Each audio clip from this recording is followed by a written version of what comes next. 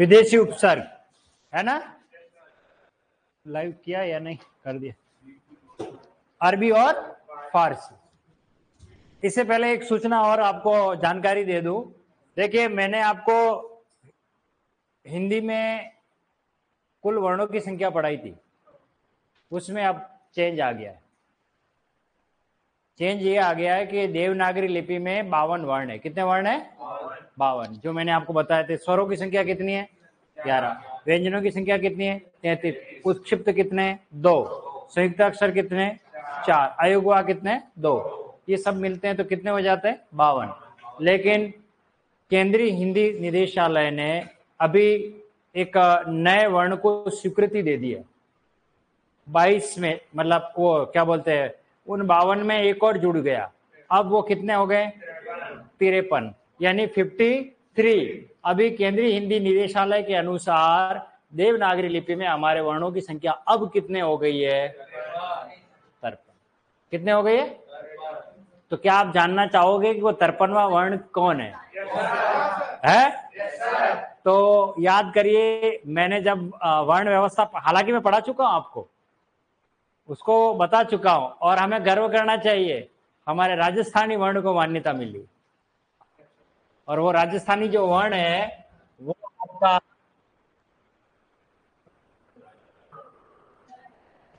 8 लिख करके और उसको इस तरीके से कर दो। इसको बोलते हैं अड़।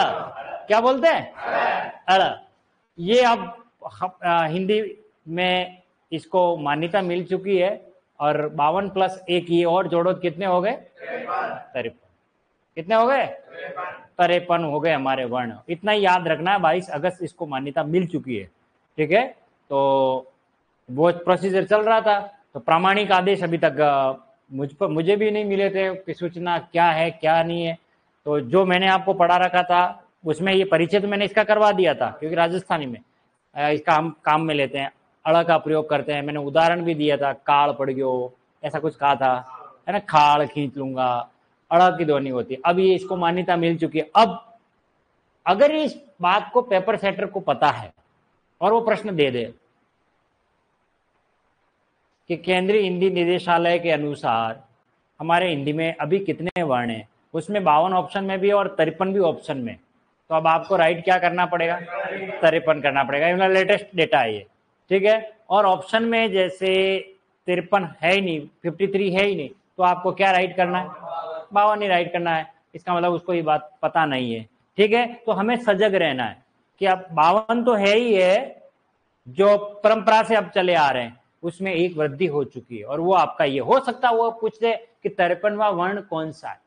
तो ये तो कॉमन सेंस की बात है कि बाकी सबसे तो अपन जानते हैं, एक नया ही अलग दिख रहा है तो यही राइट होगा। क ख प ल ऐसे ये दे दे तो थोड़ा दिमाग लगाना कि ये तो सब ऑलरेडी पढ़ चुके हैं, ये हमारा अलग है। हाँ, ये किस भाषा से लिया गया है? राजस्थानी से लिया गया। बात समझ में आ गई? चलिए, बस इतनी सी जानकारी खत्म। हाँ, हम बात कर रहे थे विदेशी उपसर्ग।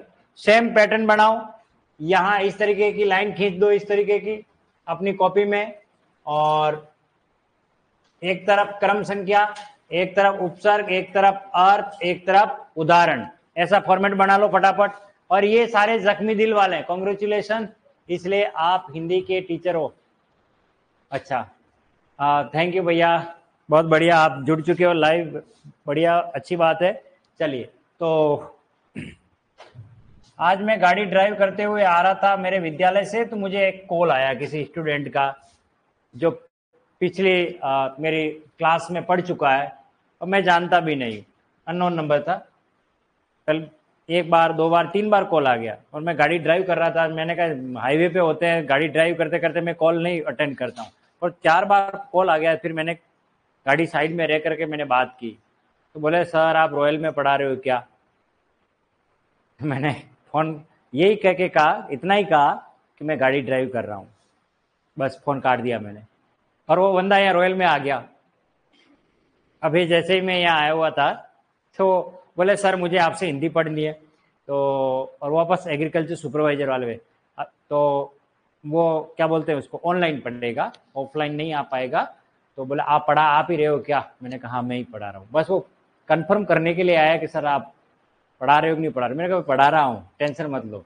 और बोले फीस कम करवाओ। मैंने कहा ये मेरा काम नहीं है, फीस का ये डिपार्टमेंट अपना नहीं है और फीस के लिए कभी पूछना ही मत, ठीक है ना। मेरा कोई इसमें रोल नहीं है फीस का, ये इंस्टीट्यूट का काम है और अपना काम सिर्फ पढ़ाना है और आपका काम पढ़ना है, ठीक है। तो एक तरफ लिखिए क्रम संख्या, एक तरफ क्या लिखेंगे हम, उपसर्ग, उपसर्ग, और एक तरफ आप इसका क्या लिखोगे, अर्थ, और यहां क्या लिखेंगे, उदाहरण। वैसे मैं लगभग बहुत से उदयपुर के जितने भी एग्रीकल्चर सुपरवाइजर के क्लास वाले कोचिंग है सब में पढ़ा चुका हूं, ठीक है ना। तो इस हिसाब से अभी देखें विगत 2-3 साल से, उससे नहीं उससे पहले, ज्यादा टाइम नहीं हुआ है पढ़ाए, लास्ट ईयर में नहीं सारे बैच पढ़ाए। तो अभी आपको पढ़ाने वाली फैकल्टी मुझे नहीं लगता है अच्छी होगी शायद। हिस्ट्री में आपको कोई दिक्कत आती है क्या, नहीं आती है। हिंदी में कोई दिक्कत आएगी, नहीं आएगी। इसके अलावा आपकी कौन कौन सी सब्जेक्ट होती है, ज्योग्राफी, कोई दिक्कत है क्या, नहीं है, ठीक है। आर्ट एंड कल्चर, हाँ चलो बढ़िया, अच्छी बात है। तो देखिए आपको पढ़ाने वाली, ज्योग्राफी पढ़ाने वाली फैकल्टी, इसके अलावा आपको हिस्ट्री पढ़ाने वाले फैकल्टी, हिंदी पढ़ाने वाली फैकल्टी, सब आरपीएससी क्वालिफाइड टीचर है, सारे गवर्नमेंट है ना, और बहुत बेस्ट क्वालिटी वाले टीचर है। बाकी जो दूसरे हैं जो शायद आपको किसी और सेवा में नहीं है फिर भी वो पढ़ा रहे हैं और बहुत अच्छा पढ़ा रहे हैं, नहीं एक अच्छी टीम है हमारे एग्रीकल्चर सुपरवाइजर के लिए, रॉयल से अच्छी टीम है और हर व्यक्ति बहुत अच्छी मेहनत कर रहा है। और विशेष तौर से मैं तो ज्यादा अपडेट ही रहता हूँ, मतलब हर कोई प्रश्न आ गया परीक्षा में तो उसको लेकर के अभी भी दूसरे कोचिंग वाले मुझे बुला रहे हैं सर आप आओ क्लास लेने के लिए। मैंने साफ शब्दों में कह दिया है मैं कहीं पढ़ाने नहीं जाऊंगा, 2 घंटे पढ़ाऊंगा, उसके अलावा सीधा अपने घर।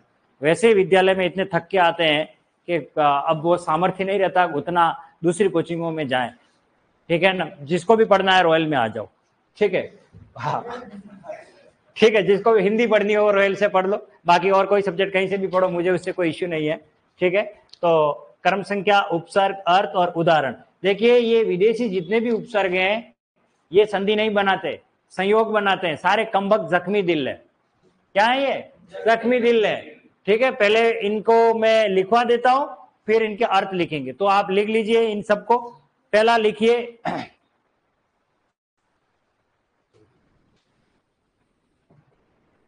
कम, खुश, कम, खुश, ठीक है। नेक्स्ट लिखिए ब, बा, बे, बद, ना, ला, दर, हर, हम, अल, एन, सर,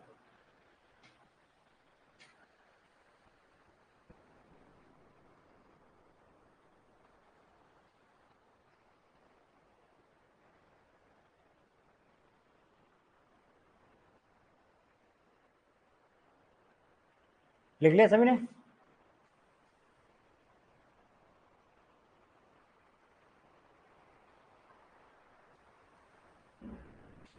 एक और लिख दो लास्ट, घेर,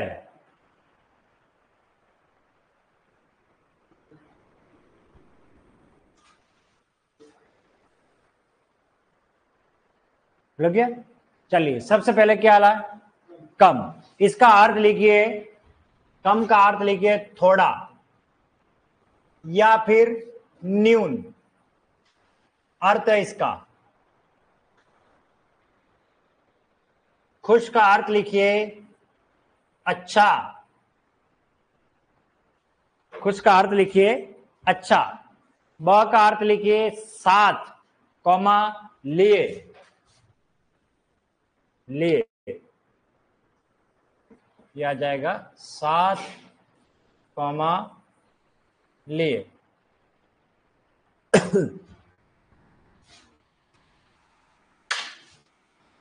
थोड़ा, न्यून, अच्छा, साथ, लिए। अगला लिखिए बा, साथ में, ऐसा लिखिए, साथ में, कॉमा, अनुसार,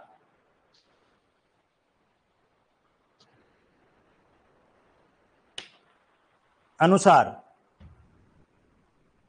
बा का अर्थ क्या लिखोगे? साथ में, कॉमा या अनुसार। बे, बे का अर्थ लिखो अभाव के सेंस में, या बिना। बद का अर्थ है बुरा, बद का अर्थ क्या होगा? बुरा।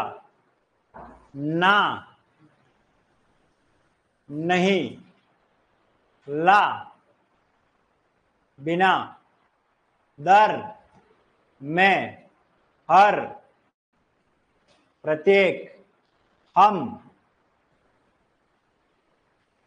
साथ, कॉमा, एक और है बराबर। अल, निश्चित। एन, ठीक, सर, मुख्य, और गैर रहित।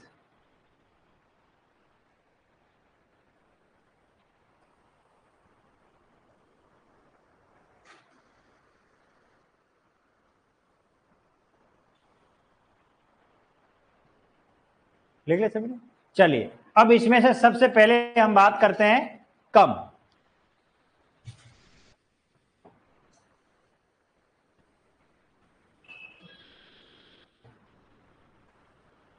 एक शब्द अंग्रेजी का भी होता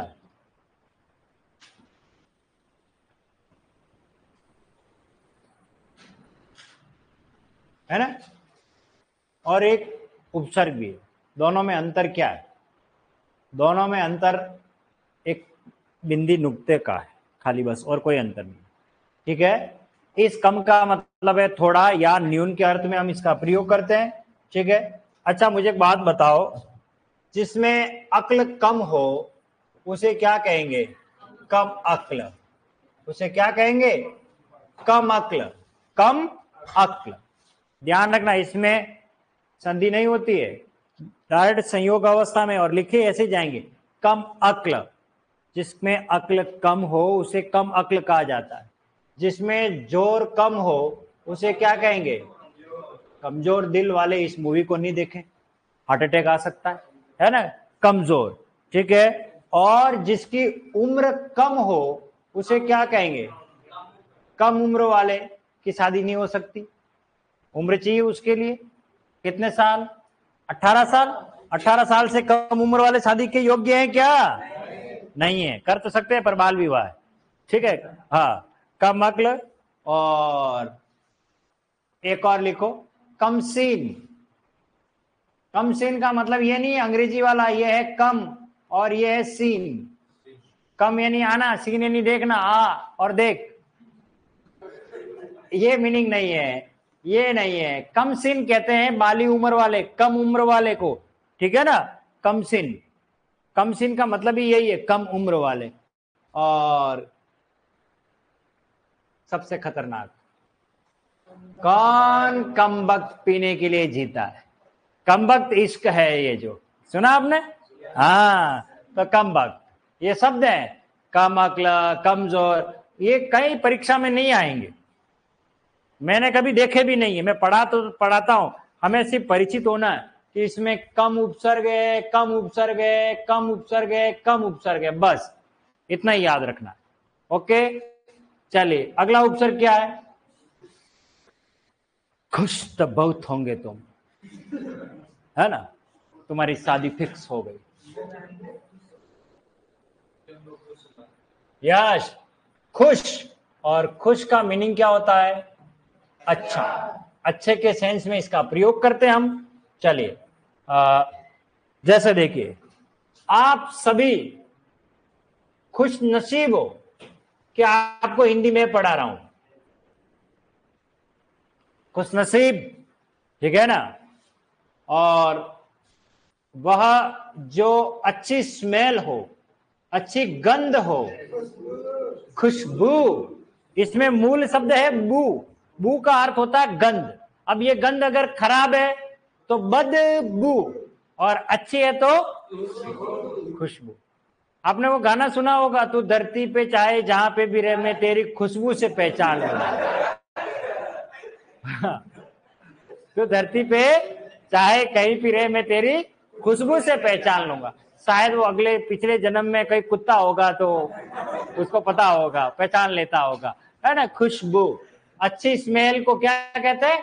खुशबू, ठीक है ना। और जिसकी किस्मत अच्छी हो उसे क्या कहते हैं? खुशकिस्मत हो आप, नौकरी मिल गई है और छोकरी भी मिल गई है ना। कहते नहीं कहते, किसी किसी की नौकरी भी लगती है और फिर शादी भी हो जाती है तो खुशकिस्मत है, ठीक है ना। तो खुशकिस्मत लिखिए, खुशकिस्मत। अगला लिखिए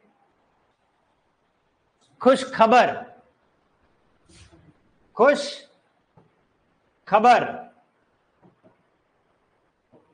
खुशखबरी कहते नहीं कहते? खुशखबरी है, कुछ कुछ खुशखबरी सुनाओ भाई। हाँ, मेरा सिलेक्शन हो गया, लड्डू ले लो भैया, है ना। खुश खबर, जिसका मिजाज अच्छा हो, खुश मिजाज, उसे क्या कहेंगे? हाँ, खुश मिजाज। खुश मिजाज, ये क्या होता है खुश मिजाज?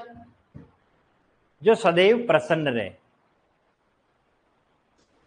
सदैव प्रसन्न रहे। कुछ भी कहो, आई लाइक इट। दो रेपट भी पड़ जाएगी ना तब भी कहेगा आई लाइक इट। देखा हो ना, किसमें आता था? भाभी जी घर पे, उसमें आता था ना। हाँ, तो आपने विद्यालय स्तर के दिनों को याद करो, 8 पीरियड आते थे, 1 से लगा करके 8 तक।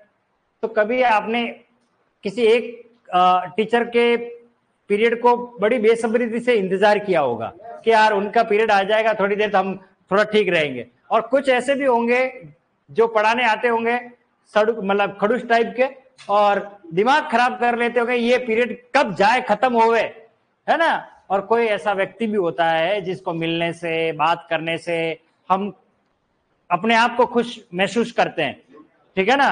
तो ऐसी प्रजाति विलुप्त तो हो गई है आजकल, है ना, है, ठीक है। हाँ, मैं अच्छा एक बात बताओ, क्या मेरे चेहरे में खुश मिजाजी दिखी या खड़ूस टाइप? खुश मिजाज, है ना।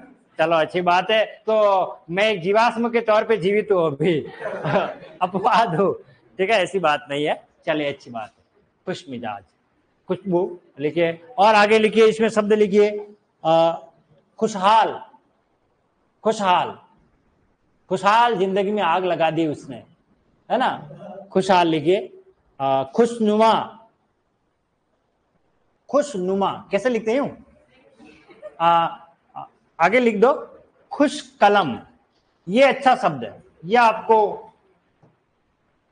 पता नहीं होगा। खुश कलम का मतलब है जो व्यक्ति बहुत अच्छा लिखता हो, जिसका लिखा हुआ हमें पसंद आ जाए, उसको कहते हैं खुश कलम। उसे क्या कहते हैं?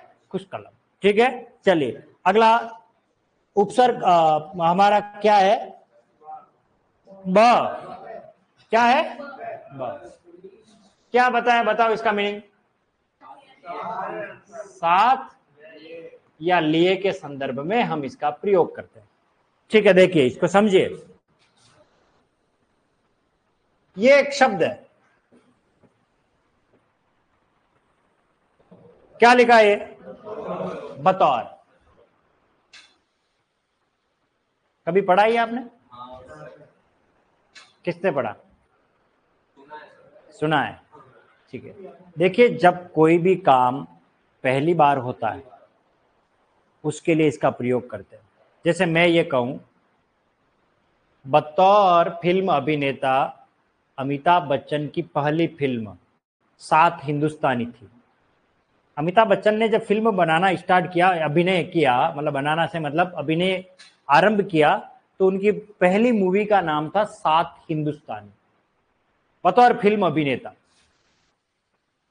और लगातार 7 फिल्में फ्लॉप गई उनकी, कितनी फिल्में? 7 फिल्में फ्लॉप गई। अब आप सोचिए, आज वो महान अभिनेता माना जाता है, सदी का महान नायक माना जाता है अमिताभ बच्चन, लेकिन 7 फिल्में फ्लॉप होने के बाद उनकी एक फिल्म ऐसी आई जो पूरी सारी 7 फिल्मों पर भारी पड़ती है, और वो जो फ्लॉप हुई फिल्में सब लोग भूल जाते हैं, और वो फिल्म होती है जंजीर। कौन सी मूवी होती है? प्रकाश मेहरा की मूवी होती है, और उसमें एक डायलॉग ऐसा खतरनाक होता है जो रातों रात अमिताभ बच्चन को फेमस बना देता है। और वो डायलॉग बताऊंगा ना आपको यार, वो सब बताऊंगा डायलॉग। और वो डायलॉग क्या होता है? ये पुलिस थाना है, तुम्हारे बाप का घर नहीं, जब तक बैठने के लिए नहीं कहा जाए तब तक बैठना नहीं। वो जो है ना, वो आपको पता ही है, उसमें प्राण साहब होते हैं और वो वहां जाके कुर्सी पे बैठ जाते हैं और वो कुर्सी को लात मार देते हैं। एंग्री यंग मैन की भूमिका में होते हैं अमिताभ बच्चन। फिर उसके बाद क्या फिल्में दी उन्होंने? दीवार, मेरे पास बंगला है, गाड़ी है, नौकर है, चाकर है, ये है, ये। तुम्हारे पास क्या है? मेरे पास माँ है। वो डायलॉग दीवार में, दीवार में आपने सुना। फिर उसके बाद उन्होंने एक और मूवी बनाई, और वो जिसमें अभिनय किया था वो मूवी थी कालिया। कौन सी थी? कालिया। हम जहाँ खड़े होते हैं लाइन वहीं से शुरू होती है। याद है आपको? याद आ रहा है? कालिया एक मूवी बनाई थी अमिताभ बच्चन की, बहुत अच्छा अभिनय किया था उन्हें। उसके बाद शोले जैसी मूवी बनाई, ठीक है ना, बहुत सारी फिल्में आई थी उनमें, खूब सारी। लेकिन आप सोचिए, अमिताभ बच्चन ने पहली बार बतौर, जब भी कोई काम, जैसे मैं ये कहूं बतौर शिक्षक, पहली बार जब मैंने 2003 में पढ़ाना आरंभ किया, तब मुझे 1 महीने का कितना मिलता था? 2003 से मैंने अपने करियर की शुरुआत की, पढ़ाने लगा, तो मुझे बतौर शिक्षक कितने रुपए मिलते थे? 500 रुपए मिलते थे। अभी अभी क्या करना है? 2 4 5 जीरो और लगा दो इसमें, और कितने होंगे? 1 2 3 4, ठीक है ना? हाँ लगा दो, 2 3 लगा दो, क्या फर्क पड़ रहा है? हाँ ये अपने घर की खेती है। ठीक है ना? तो जो पहली बार काम किया जाता है उसको हम बतौर के रूप में काम में लेते हैं, ठीक है। अगला देखिए क्या आ रहा है? बनाम। इस बनाम का मतलब यह है वर्सेस। आपने कभी गेम खेला होगा, कबड्डी, खो खो वगैरह, तो 2 टीमें होती है तो उसमें नाम होता है, जैसे Chennai super Kings versus Mumbai Indians या आरसीबी। तो भारत बनाम Pakistan, high voltage T20 world cup, ऐसा होता है ना कभी, बनाम 2 के बीच में जब बात की जाती है तो बनाम यानी वर्सेस। बशर्त, शर्त के साथ, इसका मीनिंग है ब का मतलब साथ, शर्त के साथ। मैं आपको हिंदी पढ़ाऊंगा, बशर्त जब तक मैं कहूं नहीं तब तक न लिखे, यानी शर्त के साथ। इसी प्रकार देखिए बखूबी, बखूबी, मैं बखूबी जानता हूं इस लड़की को ये फतेह सागर पे कल क्या कर रहा था। इसका मतलब खूबी के साथ, खूबी के साथ, बखूबी जानता हूं मैं इस लड़के को, ये वो तुझसे रोज क्यों बात करता है ना? तो कहते हैं ना, तो खूबी, जिसकी खूबी पहचान लेते, खूबी के साथ, ठीक है। आप एक काम करिए, मेरे बजाय किसी और से हिंदी पढ़ लीजिए। मैं वाक्य प्रयोग कर रहा हूं, बजाय एक शब्द होता है, ठीक है ना। ये वेरी मोस्ट इंपॉर्टेंट है। ये कहां गलती करते हैं वो हमें पता ही नहीं है। क्या लिखा है? बमुश्किल। कोई नहीं बोलता, उसे क्या बोलते हैं? बड़ी मुश्किल से एक लड़की ने हाँ की थी शादी के लिए, वो भी मना कर गई तेरे कारनामों को देख करके।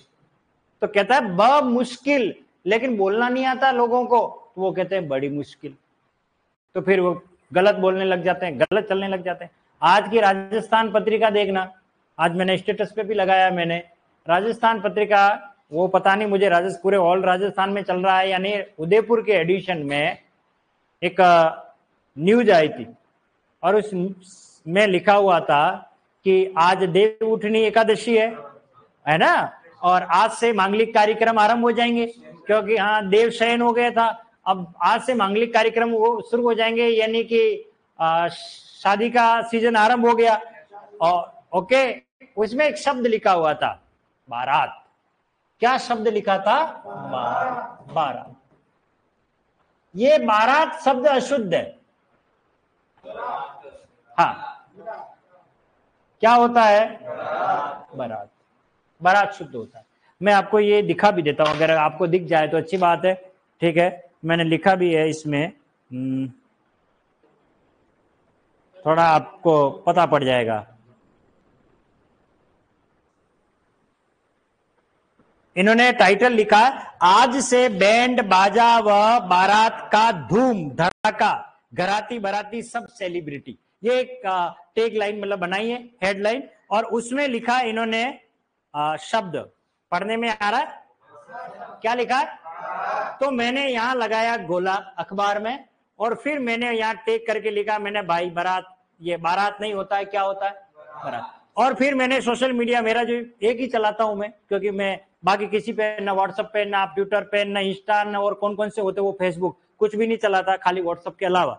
तो वहां मैंने इसको पोस्ट किया था, और उसमें लिखा क्या कि राजस्थान पत्रिका के आज के समाचार पत्र में यह खबर प्रकाशित की गई जिसमें बारात शब्द लिखा हुआ है, यह अशुद्ध है, जबकि इसका सही रूप होता है बारात।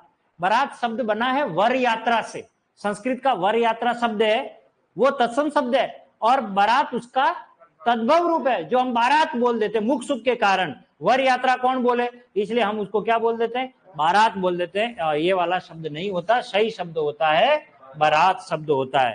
तो अशुद्ध शब्द का प्रयोग करने से व्यापक स्तर पर अशुद्ध शब्द लोगों के मस्तिष्क तक पहुंचता है और फिर वह अशुद्ध ही बना रहता है। पत्रकारिता करने वाले संपादक मंडल को यह विचार करना चाहिए, और यह पहलू विचारणीय है। हिंदी को अगर अशुद्ध परोसा जाएगा तो वह मानव मस्तिष्क के मन पर अशुद्ध ही प्रभाव छोड़ेगा।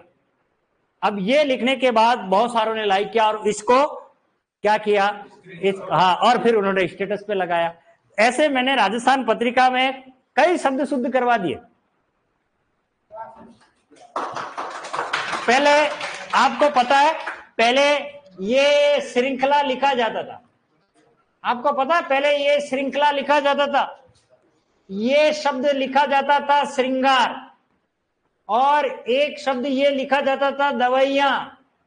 ऐसे जब भी अखबार में मुझे अशुद्ध नजर आता है, तुरंत गोला लगा करके सोशल मीडिया उस पर डाल देता हूं, तो तुरंत फिर क्या करते हैं वो, फिर अगली बार इन सबको हटा देते हैं, और फिर ये आ गया आपका श्रृंगार। आपको पढ़ाऊंगा शब्द शुद्धि में, ये शुद्ध है आपका श्रृंगार, ये श्रृंखला शुद्ध है, और दवाइयां में ई की मात्रा कैसी आएगी? छोटी आएगी। समझ में आ गया? तो इस तरीके से आप जब शुद्ध शब्द शुद्धि के टॉपिक को पढ़ लोगे ना, फिर आप भी अखबार में गोले लगाना। कोई गलती होगी तो कोई बात नहीं, कोई देखे नहीं देखे, ठीक है ना। मैंने अंतरराष्ट्रीय लिखना सिखा दिया उनको, 8 दिन तक अंतरराष्ट्रीय यही लिखा जाता था। अभी पढ़ाऊंगा आपको, अभी आने ही वाला ये, हर बार पढ़ाता हूं मैं, यही लोग यही जानते हैं, लेकिन आपको पता होना चाहिए ये भी अंतरराष्ट्रीय होता है। जानने के लिए देखें अगला एपिसोड, इन दोनों पर हम बात करने वाले हैं, और दोनों सही है, ठीक है ना, परंतु प्रयोग अलग है, दोनों का कब कहां प्रयोग किया जाता है। चलिए अगला उपसर्ग कौन सा हमारा? नहीं, ब चल रहा था ना। हाँ, तो अब इसमें कुछ उदाहरण लिख लीजिए, उदाहरण लिखिए ब के, ये ब के लिखिए, इसमें उदाहरण लिखो आप पहले। बशर्त, बनाम, बखूबी, बजाय, और तेरे बगैर क्या जीना।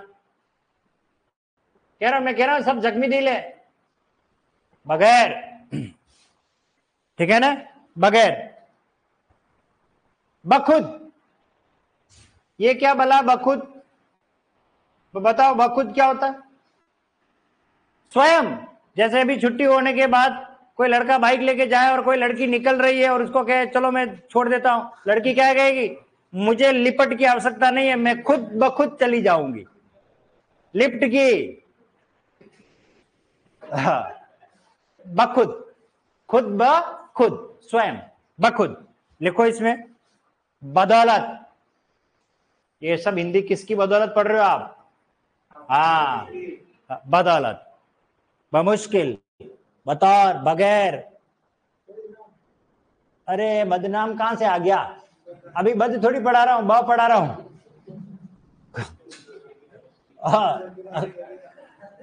लिख लिया? हाँ, वह मुश्किल। अरे वो गाना आया था, बड़ी मुश्किल बाबा बड़ी मुश्किल, गोरे गोरे मुख पर काला काला तिल। वो मेरा कौन है ये भैया, उसको पता है ये। हाँ, मैं गाना गाता हूँ कभी कभी ये। चलिए अगला कौन है हमारा? बा।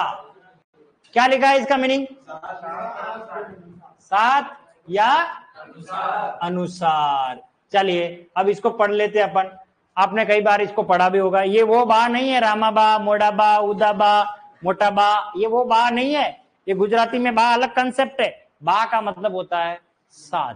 अब साथ कैसे? जैसे देखिए, बाकायदा यानी कायदे के साथ, बाकायदा।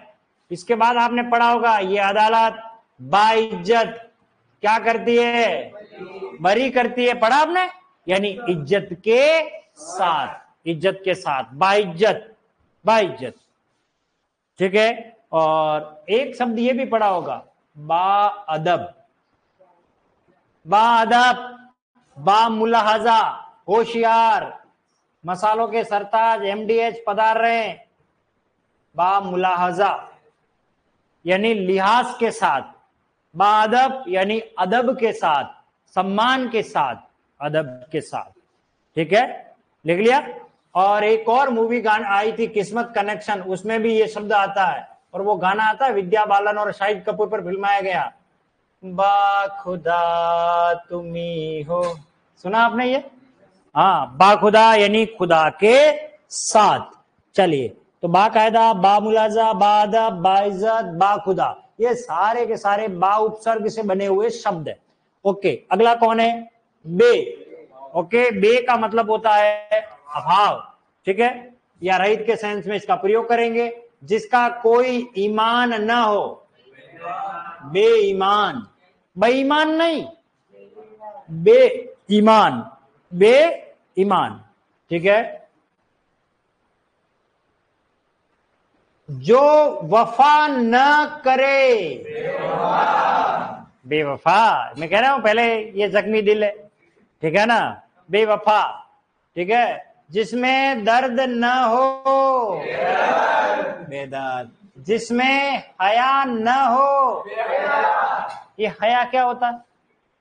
क्या होता हया? अरे भाई, हया कहते हैं शर्म को। किसको कहते हैं? हाँ, शर्म यानी हया। और जिसमें शर्म न हो, बेशर्म है। कितना बेशर्म है। ठीक है ना, उसको कहेंगे ये बेहया। ये हया शब्द कहीं नहीं सुना आपने? अरे राम, वो गाना आपको पता हो, फना मूवी आई थी फना, उसमें प्रसून जोशी ने गाना लिखा था, चांद सिफारिश जो करता हमारी। ठीक है, नहीं, ये हया शब्द बता रहा हूं मैं। चांद सिफारिश जो करता हमारी, देता मैं तुमको बता, शर्मो हया के पर्दे गिरा के करनी है हमको खता। ये गाना सुनना आप, उसमें आती है लाइन, शर्मो हया के पर्दे गिरा के।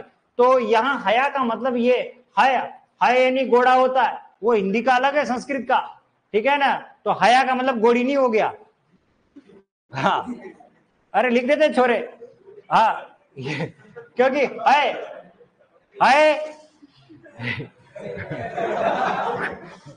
ठीक है ना, तो हर कुछ दिमाग नहीं लगाना। ठीक है, हया यानी शर्म, बेहया। ठीक है ना, चलिए आगे लिखिए इसमें, जिसका कोई हिसाब न हो, बेहिसाब चिट्ठियां लिखी, कमबख्त ने फाड़ करके चूल्हे में जला ली। ठीक है ना, बेहिसाब, जिसका कोई हिसाब न हो, जिसका कोई सहारा ना हो, बेसहारा, बेसहारा। ठीक है ना, बेसहारा कहेंगे उसे। और जिसकी कोई बुनियाद ना हो, बेबुनियाद, बेबुनियाद आरोप है ये, बेबुनियाद। ठीक है, और जिसका कोई घर ना हो, ये बेघर, ये वो वाला नहीं है घर जिसके गुजराती में कहते हैं एक बे त्रण स्यार, ऐसे गुजराती में बोलते हैं। तो बे का मतलब दो होता है गुजरात में, तो ये क्या बेघर का मतलब दो घर नहीं है, लेकिन गुजरात में बोलोगे आ सुरा ने बेघर जुए से एक कासू ने एक पाकू, गुजराती में से बोलते हैं। हाँ, वागड़ी में बोलते हैं। तो बेघर, ठीक है ना, तो बेघर का मतलब वहां 2 घर है और यहाँ बापड़े के एक भी घर नहीं है, अर्थात कोई घर नहीं है, उसको बोलते हैं बेघर। ठीक है, और अगला लिखिए इसमें और उदाहरण लिख लो। जिसके पास कोई चारा ना हो, बेचारा। जिसके आने का कोई वक्त ना हो, बेवक्त। बेवक्त, बेवक्त, वक्त बेवक्त तुम यूं ना याद आए करो, है ना। ठीक है ना। और कई बार आपने सुना होगा, आप तो बेखटके आ जाना मेरे घर। कभी सुना आपने शब्द बेखटके? कैसे बोलते हैं? ठीक है, तो आप और सारे उदाहरण। जिसके पास कोई चैन ना हो, अरे वाह, ये वो नहीं है एक चैन सोने की एक चांदी की चैन। ठीक है, बेचैन, बेहिसाब, बेवजह, बेबुनियाद, बेघर। एक और लिखो, बेनजीर। आपने नाम सुना होगा बेनजीर भुट्टो, ये पाकिस्तान में है, ये बहुत अच्छा शब्द है। नजीर का अर्थ होता है मिसाल, उदाहरण, और जिसके कोई उदाहरण नहीं दे सकते। किसी को कहते हैं भाई साहब आप अमिताभ बच्चन जैसे लग रहे हो, तो हमने उदाहरण दे दिया अमिताभ बच्चन का। अरे आपकी खूबसूरती तो बिल्कुल चांद जैसी है, तो हमने चांद से उसकी तुलना कर दी, समानता बता दी। लेकिन जिसका उदाहरण, एग्जाम्पल इस धरती में सेट ही नहीं हुआ, जैसे लता मंगेशकर की आवाज कोयल जैसी, अपन ने बोल दिया कोयल सी तेरी बोली, है ना, हिरनी जैसी तेरी चाल। हाँ बोलते गाने में क्या है, सब जानवर ही तो भरे पड़े हैं। आप कहीं से भी देखोगे, आप तो कहीं कहीं कोई कोयल बोल रही है, कोई हिरनी चल रही है, पता नहीं क्या है। ठीक है ना, होता है। ये नागिन जैसी, है ना, पढ़ा ना, है ना, काली नागिन के जैसी जुल्फ है तेरी काली काली। वो मन मूवी में गाना आप देखोगे ना, उसमें लिख अमिताभ, वो क्या नाम है, आमिर खान पर फिल्माया गया, और शायद उसमें कौन है, हाँ रानी मुखर्जी है या पता नहीं कौन है। ठीक है ना, तो सारे जानवरों को हमने अपने गानों में कर लिए, क्योंकि वो किसी न किसी रूप में श्रेष्ठ है। ठीक है ना, तो बेनजीर जिसका कोई उदाहरण सेट नहीं किया जा सकता हो, कोई मिसाल नहीं दी जाती, उसको बेनजीर कहा जाता है। चलिए हिसाब बेहिंता, बेइंतहा लिखिए। हाँ, बेपनाह मोहब्बत है, बेइंतहा, ऐसे शब्द पढ़े होंगे। ये सब अरबी फारसी जख्मी दिल है कमबख्त। सर आपको सारे ही सॉन्ग आते हैं क्या? हाँ आते ही, समझ लो। हम हिंदी वाले जो है ना, मैं सॉन्ग बहुत सुनता हूँ, मेरे आदत है पढ़ते, मतलब गाने सुनते, किसी मूवी को देखता नहीं हूँ, खाली बस सॉन्ग सुनता हूँ। खूब पढ़ाई की है मैंने, सॉन्ग सुनते सुनते तो सारे दिमाग में। और हिंदी वाले तो शब्द की बाल की खाल निकालते, तो शब्द का मीनिंग आना चाहिए। हाँ, आज के बच्चे शब्द की मीनिंग पर थोड़ी जाते, बस म्यूजिक अच्छा आना चाहिए, भाम भीम होना चाहिए, और शब्द क्या कह रहा है ये पता नहीं। शब्द बल तार तार संस्कृति हो रही है, उससे कोई लेना देना नहीं है। तो शब्द की गरिमा होती है, शब्द का आनंद होता है। कितनी बात शालीनता और मर्यादा से होती है, वो आज के गानों में नहीं है। कुछ कुछ गाने अच्छे आते हैं, कुछ एक आते हैं, बहुत कम ऐसे मिलते हैं। ठीक है ना, तेरे मस्त मस्त 2 नैन, मेरे दिल का ले गए चैन अंगूठी हाथ, वो क्या है, चैन। चलो चलो नेक्स्ट, अगला उपसर्ग क्या है? बद। बहुत अच्छा है, ये भी उपसर्ग है। ये फिल्मों वालों ने हमें खूब सिखाया। बद का मीनिंग क्या है? बुरा। जैसे मुन्नी बदनाम हुई डार्लिंग। हाँ, ये मैं थोड़ी कह रहा हूँ क्या, ये तो गाने में आ रहा है, बदनाम। ठीक है ना, बबली बदमाश है, ये है बदमाश। ठीक है ना। और ये गाना देखो आप, बदतमीज, ये शुद्ध है बेटा, बदतमीज नहीं है। बदतमीज सही शब्द है, जिसको तमीज न हो उसको बदतमीज कहते हैं। अब ये क्या, बदतमीज बोलने में थोड़ी दिक्कत होती है, तो हम इसको क्या कहते हैं, बदतमीज, क्योंकि मुख को सुख देना चाहते हैं। अगर ये बदतमीज ही बोला जाता तो फिर बेनी दयाल को गाना पड़ता, बदतमीज बदतमीज, माने ना। वो ऐसे कहता, तो वो बदतमीज आता।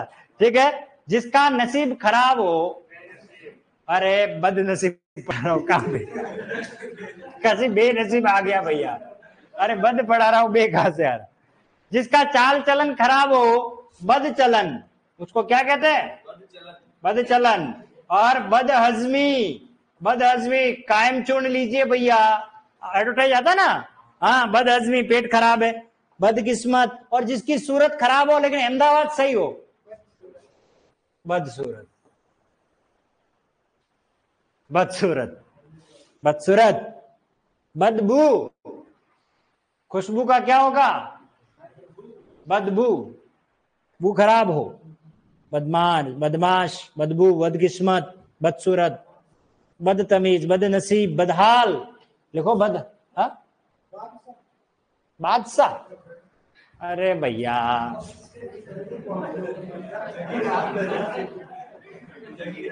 अरे मैं बा थोड़ी पढ़ा रहा हूं, मैं बद पढ़ा रहा हूं, बद में कहीं बे आ रहा है, हाँ?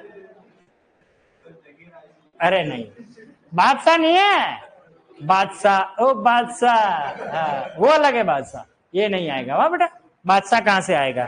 ठीक है, नहीं है। चलो अगला उपसर्ग बोलो। ना का मतलब क्या होता है? नहीं। ना का मतलब नहीं। देखिए, मुझे ये लड़की पसंद नहीं है, नापसंद। हाँ, जो मुमकिन नहीं, नामुमकिन, नामुमकिन, नमकीन नहीं, हाँ, नामुमकिन। जो किसी काम का नहीं हो सकता वो होता है नाकाम। ये काम नाकाम है, ठीक है, नाकाम।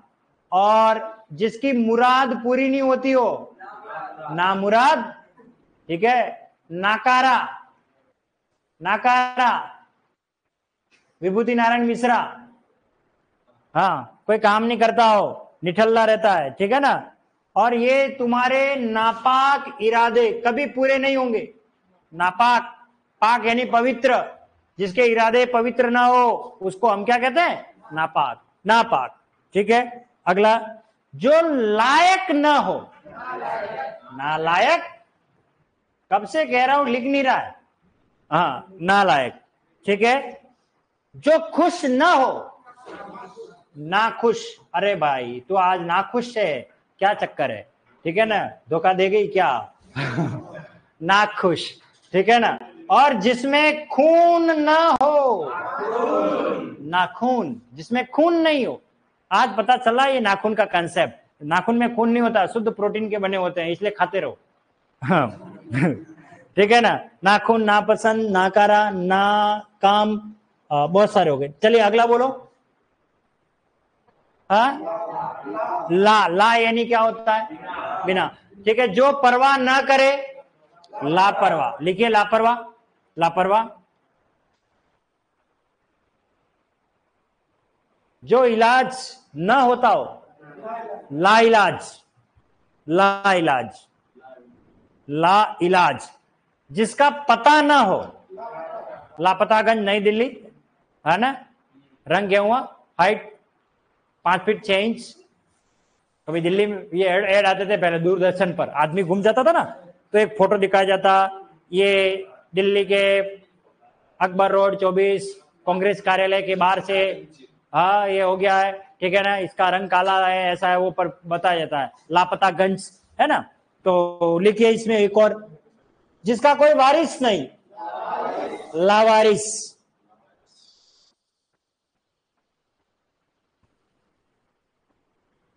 लावारिस, ठीक है। जिसका कोई जवाब नहीं, लाजवाब, क्या लाजवाब। जिसके पास कोई चारा नहीं, लाचार। इसका मतलब ये नहीं है कि ला अचार 2 रोटियां खाई लूं, अचार ला, वो नहीं है, लाचार लिखना है। जिसका कोई वारिस नहीं, लावारिस। नेक्स्ट, अगला कौन है? दर। देखिए, दर का अर्थ होता है मैं, ये ध्यान रखना। लिखिए दर असल, दर असल, इसका मतलब समझिए, असल में, इसका मीनिंग है असल में। दरअसल मैं ये कहना चाहता था आपको, यानी असल में। दरअसल का मीनिंग क्या होता है? असल में, ठीक है। हाँ, ये है दरकार। दरकार का मतलब होता आवश्यकता। आपको एक अदद नौकरी की दरकार है, एक नौकरी मिल जाए बस। दरकार यानी क्या होता है? आवश्यकता, ठीक है। और दरबार इस तरीके से, और तेरे मेरे दरमियान, ये दूरियां कैसी? दरमियान, दरमियान, दरमियान, दरमियान भी लिख देते हैं बहुत सारे, बनियान नहीं लिखना है, हाँ, दरबार, दरअसल। और फकीर लोग होते हैं उसे क्या कहते हैं? दरवेश। और दरख्वास्त, दरख्वास्त का मतलब क्या होता है? गुजारिश करना, इल्तिजा करना, निवेदन करना। आपसे एक दरख्वास्त है, एक रिक्वेस्ट है, समझ में आ गया ना? दरख्वास्त। दरमियान, दरवेश, दरखास्त, दरकार, दरबार, दरअसल। नेक्स्ट, अगला। हर। हर का क्या अर्थ लिखा है मैंने? प्रत्येक। आपको पता है वो गाना आया था, हर घड़ी बदल रही है धूप छांव जिंदगी। हर घड़ी लिखिए, हर घड़ी, हर तरफ तुम ही तुम, हर कोई,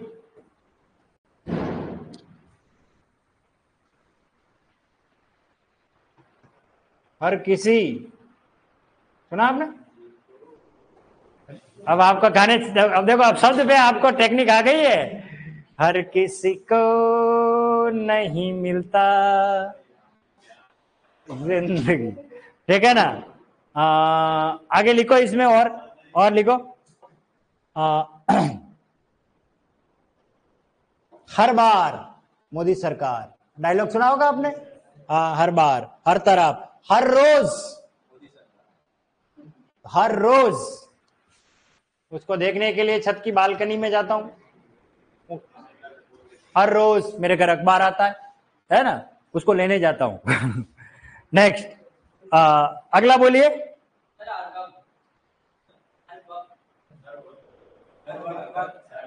हर वक्त, हाँ सही है ना, हर वक्त, एनी टाइम, हर वक्त। फिर याद आती है। है ना, वही हर वक्त, ठीक है ना?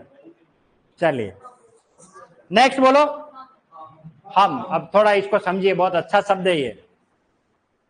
हम साथ के रूप में भी आता है, समान या बराबर के रूप में भी आता है, ठीक है? जैसे देखिए, जो हमारे दर्द की बात जानता हो, हमदर्द, वो हमदर्द सुनियो, है ना? जो हमारे साथ कदम मिला करके चलता हो, हम कदम, उसे हम कदम कहते हैं। और जो हमारा दम निकाल देता हो, हमदम, हमदम शब्द है, ठीक है ना? हर, हमदर्द, हम कदम, हमदम। और ये अच्छा शब्द है, हम वतन, बिल्कुल हम नवा। बताइए क्या होता है हम वतन? इसका मतलब समझा देता हूं। हम वतन, मान लीजिए आप ऑस्ट्रेलिया गए। कहां गए? और ऑस्ट्रेलिया में आपको कोई व्यक्ति मिल जाता है, वो आपसे सवाल करेगा, विच कंट्री? वो इंग्लिश में बोलेगा, आप क्या कहोगे? From India. क्या कहोगे? From India. अब उसको समझ में आ गया है भैया ये इंडिया का है, अंग्रेजी को मारो गोली। और फिर वो कहेगा भाई भारत में कहां से? हाँ, भारत में कहां से? बोले राजस्थान से। फिर मारो हिंदी को गोली, अपना राजस्थानी में आएंगे। फिर बोले राजस्थानी में कहेंगे कटासू, वो कहेंगे आपने तो मेवाड़ से। तो फिर वो सब बातें भूलेंगे, कार्य थोटे की कर रही हो रे, वो फिर मेवाड़ी में आ जाएंगे। इसका मतलब एक ही वतन के रहने वाले, एक ही जगह के रहने वाले, उसको हम वतन कहते हैं। जैसे मैं भारत का रहने वाला और मैं ऑस्ट्रेलिया में जाऊं और कोई एक और भारतवासी मिल जाए और हम ऑस्ट्रेलियन को कहेंगे ये हम वतन है, ये दोनों हम वतन है, एक ही कंट्री के, उसको कहते हैं हम वतन। इसी प्रकार हमराज, क्या शब्द है? हमराज। हमराज का मीनिंग होता है हमारी राज की बात जानने वाला। और हमारी राज की बात कोई जानता, हर कोई नहीं जानता। जो हमारी राज की बात जानता है वो हमराज कहलाता है। क्या कहलाता है? और हमराज 2 मूवी बन चुकी है। बहुत पहले एक मूवी आई थी, बहुत शानदार, महेंद्र कपूर ने उसमें बहुत अच्छा गाना गाया है। आपके पिताजी के युग की बात कर रहा हूं मैं। उस समय वो मूवी आई थी और वो गाना आता है उसमें अंदर, वो गाना है नीले गगन के तले। आप सर्च करना, बहुत अच्छा गाना गाए, नीले गगन के तले धरती का प्यार पले, महेंद्र कपूर ने गाया हुआ है। और उसमें एक और गाना है, न सर झुका के जियो, न सर छिपा के जियो, गमों का दौर आए तो, है ना, बहुत आनंद लेकर के जियो, मतलब उस गाने के बोल का अर्थ बता रहा हूं। और एक और हमराज आई अभी थोड़े टाइम पहले, जिसमें बॉबी देओल और अमीषा पटेल और उसमें और कोई हीरो होता है, वो शानदार मूवी थी। और उसमें वो गाना आता है, बर्दाश्त नहीं कर सकता अब दूर नहीं रह सकता, है ना, हमराज, है ना, बहुत अच्छी मूवी थी। तो हमराज जो हमारे राज की बात जानता हो उसे हमराज कहते हैं। इसी प्रकार हमनाम, हमनाम का मतलब एक ही नाम वाला, जैसे मेरा नाम क्या है, राकेश, और कोई व्यक्ति मिल गया और उसका नाम भी राकेश, तो हम क्या कहेंगे, हम दोनों हमनाम है, एक ही नाम वाले। और साथ में सफर करने वाला क्या कहलाएगा, हाँ, हम सफर के लिए हम सफर मिल गया, हम सफर के लिए हम सफर। और साथ में चलने वाले हमराई क्या होगा, हमराई। अगला लिखो इसमें, हमराई, हमजोली, हमजोली, हमजोली, ये हमराई है ना, हमराई, हमजोली। ये हमजोली क्या होता है, एंजेलिना जोली, हाँ, क्या होता है हमजोली? अरे हमजोली का मतलब होता है साथ में खेलने कूदने वाले, जैसे सहेली शब्द बना ना, वैसे हमजोली शब्द बना है। और वो गाना है जितेंद्र का फिल्माया हुआ, बहुत शानदार, पुराना है, मैं तो पुराना हूं तो पुराने ही बात करूंगा, नए तो मैं गाने सुनता भी नहीं हूँ क्योंकि उनमें कोई अर्थ ही नहीं होता। वो बहुत अच्छा गाना है और गाने गाने में बहुत सारी बात है। वो क्या है, आ मेरे हमजोलिया, गाना क्या कह रहा है, आ मेरे हमजोलिया खेले आंख मिचोलिया, मैं खेतों में छिप जाऊं तो आजा। वो गाने में देखो, गाने में कितनी मर्यादा में बात कही, जिसको समझना वो समझ गया। नेक्स्ट बोलिए क्या है, एक और लिख दो, हम शक्ल, इसमें हम शक्ल उदाहरण लिख दो। हम शक्ल मूवी आई थी अभी हाल फिलहाल, हाँ, हम पागल नहीं भैया हमारा दिमाग खराब है, वो गाना आता है उसमें, ठीक है ना, हम शक्ल। चलो नेक्स्ट बोलो, अल का अर्थ होता है निश्चित, लिखो इसमें, अलकायदा, अलबेला, मैं अलबेला, मैं मस्ताना, अलबेला। अलविदा, सुना आपने, कभी अलविदा ना कहना, सुना, ये नहीं सुना? अरे पुरानी मूवी का गाना है, बहुत अच्छा गाना है, चलते चलते मेरे ये गीत याद रखना, कभी अलविदा ना कहना। अलविदा मूवी भी आई थी, ठीक है ना। चलिए, अलविदा, अलबेला, अलकायदा। एक और लिखो इसके अंदर, वो छोड़ो, कोई काम का निर्णय आएगा परीक्षा में।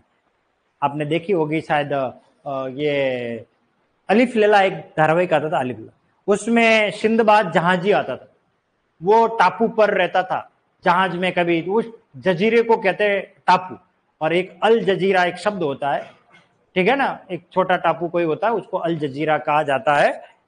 शान मूवी में एक टापू पर फिल्माई गई है, ठीक है ना, एक छोटा सा टापू है, उस पर उसका विलेन का पूरा वहां पर रहने का ठिकाना होता है। तो अल जजीरा कोई काम के नहीं है, छोड़ो, आपके कोर्स से बाहर ही है। नेक्स्ट अगला बोलिए, एन, एन का मतलब क्या होता है, ठीक, लिखो एन वक्त, एन वक्त, क्या मतलब है इसका, जैसे देखिए, जैसे ही बारात दरवाजे पर पहुंची, एन वक्त पर घोड़ी वाला भाग गया, हाँ, ठीक है ना, एन वक्त पर उसने मना कर दिया, उसको कहते हैं एन वक्त, यानी, ठीक है ना। एन आदमी, लिखो एन आदमी यानी ठीक आदमी, एन इनायत। वाह सर जी, क्या बात है, मस्त सॉन्ग गाते हो, चलो ठीक है, नेक्स्ट बोलो, बाकी हम बाद में पढ़ लेंगे, अपना टाइम हो चुका है। हाँ, 2 रहेंगे, अगले एपिसोड में पढ़ लेंगे, ठीक है बेटा, 2 ही बचे थे।